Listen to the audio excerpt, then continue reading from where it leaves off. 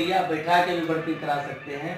करना कुछ नहीं, अपने लेग पर बेबी को बैठाना है, पूरा बॉडी कंट्रोल में रख के आपको नेक को भी कंट्रोल में अपने पास रख लेना है और पीछे से इसे थोड़ा सा बर्पिंग इस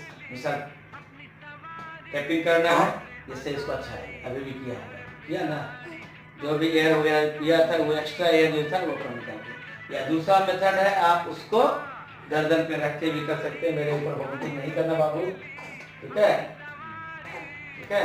इसमें जो है, जो बच्चे ज्यादा वॉमिटिंग करते हैं उसको ज्यादा देर तक बर्पिंग करवाना है। सिंपल सी बात है। बच्चा जो है फीडिंग के साथ साथ एयर भी ले लेता है, एयर को निकालना जरूरी है, ठीक है ना। उससे